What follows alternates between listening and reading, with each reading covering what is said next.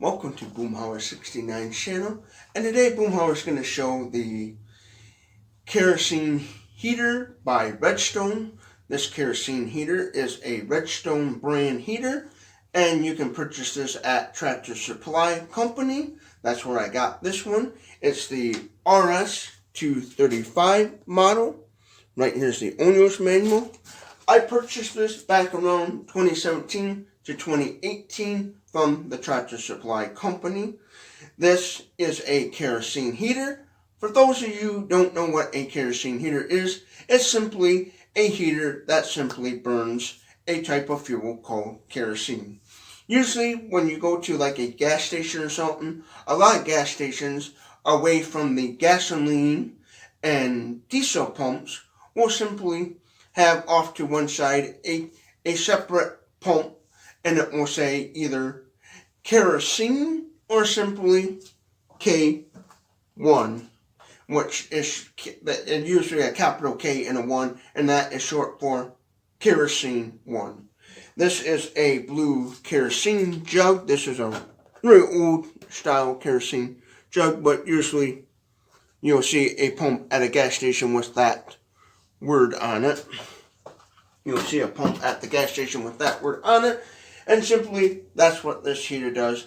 It simply burns kerosene, and we'll usually tell you right on the side if a heater is kerosene or not. It will say on the side like this one, K1 kerosene only, and simply it's a heater that just simply burns kerosene. Now, this heater here, one of the features that I like about this heater is it has right here a simply easy to read fuel gauge on it. Let me show you. I don't know if you see that, but right there is an easy to read fuel gauge. And let me set this up back up here.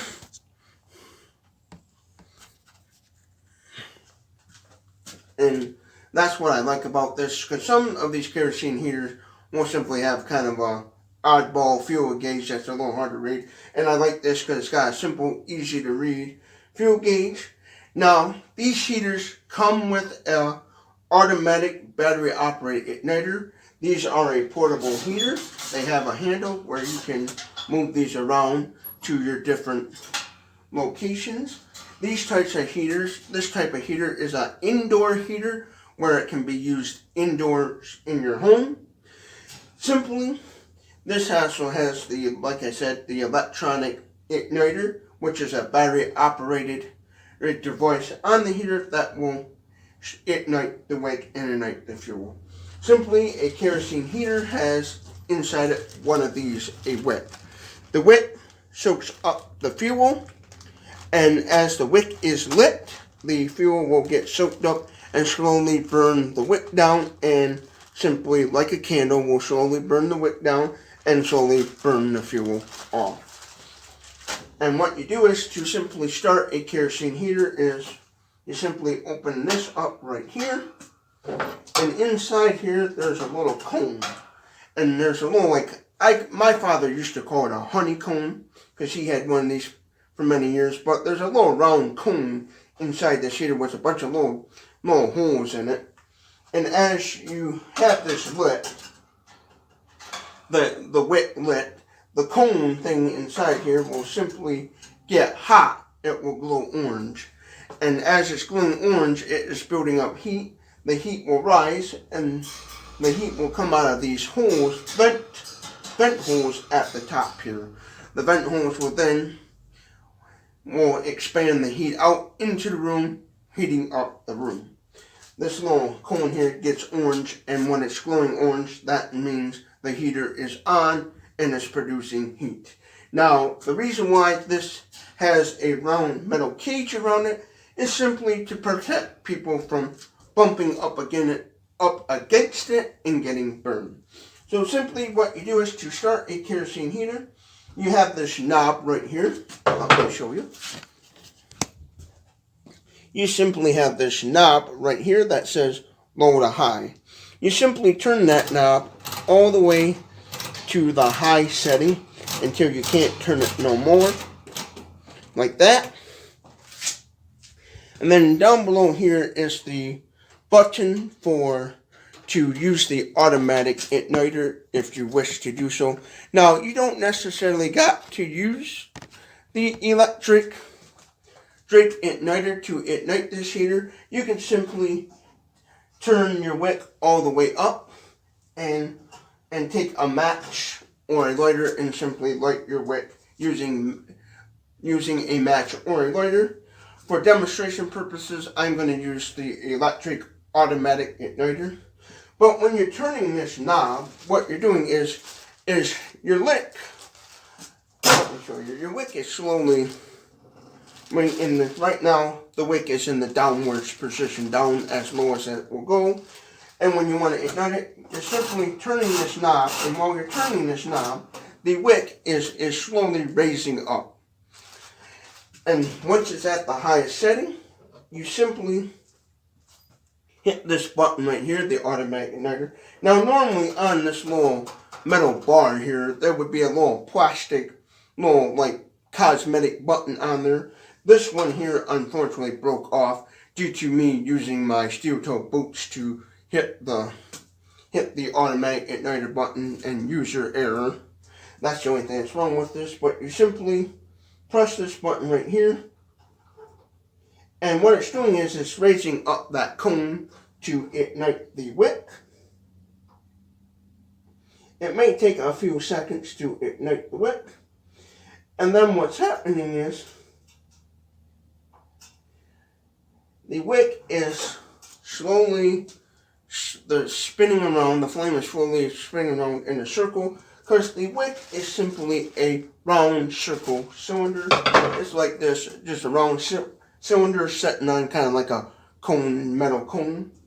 And when the wick is officially lit, the instruction booklet here, let me quick show you, will show you how to, the correct way to adjust your wick so it burns evenly and proper. That's one thing is you gotta make sure your wick is burning evenly properly.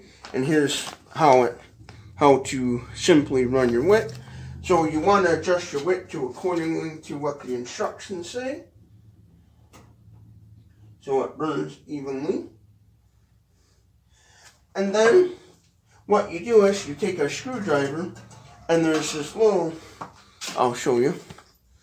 What you want to do is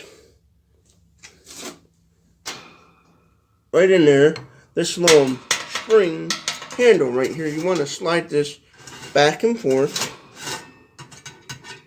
like that. And what you're doing is you're causing that cone to heat up. What you do is you simply go like this with the screwdriver, spin it back and forth, side to side. And what you're doing is creating friction and heat and causing that cone just to heat up, to simply heat up. And when that cone is glowing orange, that's when you know the heater is on and producing heat. And eventually what will happen is that little, my father always called them a honeycomb, but that little cone with all kinds of holes will simply start to glow orange, and that is what heats up and helps produce the heat.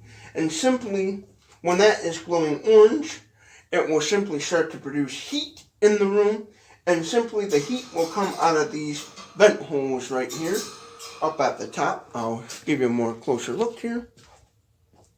But if you can see that, there's vent holes up at the top, and that's where the heat escapes. And what happens is once the cone is simply heating up,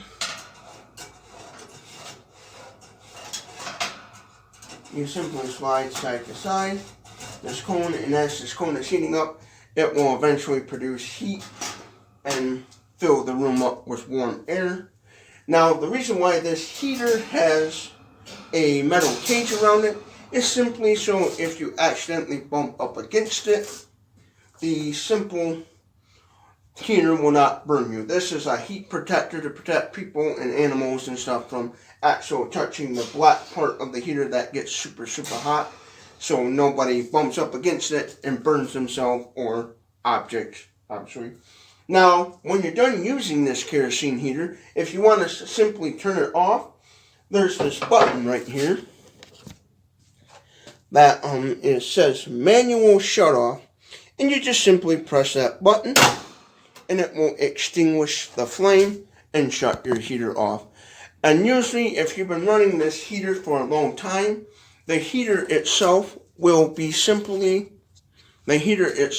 still be hot after you turn it off for a while, so you want to let it cool it down before you move around. And one thing is, you want to make sure you have your handle right here. You don't want to have your handle in the upwards position while this heater is going, because it will simply heat up the handle, and then if you try to grab it with your bare hands, you'll burn your hand. So always make sure the carry handle is in and out of the way of the heat when it is simply on. Now this is what they call a portable heater. That's why it has a handle on it, so you can carry this around room to room or wherever you need to take it to, and the handle helps to easily move it about for portability. Now this heater I had for a couple years, and I simply really like this heater. I've had no problems with it whatsoever. It's been a good heater for when I needed a heater, backup heating source in an emergency situation, or simply for an emergency situation, this heater's been a good heater. I've had no troubles with it. I definitely recommend the Redstone kerosene heaters. They're a good brand of heaters. You can pick them up at Tractor Supply Company. I'll put a link in the description where you can get this heater at. I purchased this at Tractor Supply, and so I will simply put the Tractor Supply link to this heater in the description where I got it. And the reason why I went with this Redstone heater is simply because I live in a small town, and there's two big towns next to my small town. I'm in the middle. There's the next town over to the east, and the next town over to the west simply has a Tractor Supply store where I can easily get parts or simply wicks. Or if I want to purchase kerosene from Tractor Supply, K1 Kerosene, I can do so. And since both towns have a Tractor Supply store, I thought it would be a lot more smart to go with this, because I can simply get parts and stuff for it. I had shopped around at other kerosene heaters on Amazon and all over the place. You know, I looked at the Dynaglow ones and some other ones, and when I went to Tractor Supply, I didn't realize at the time when I was looking for one of these, I didn't realize they sold them until I went in there at the store, and I said, oh hey, Tractor Supply sells kerosene heaters. So I took note of what brand they sold. I went on their website, did some research, looked up the reviews on their website, watched some videos about the Redstone kerosene heater on YouTube and stuff, and did a ton of research on it and determined that the Redstone kerosene would be the good one to go with. And I'm glad I did, because ever since I've owned this kerosene heater, I have simply had no problems whatsoever with it.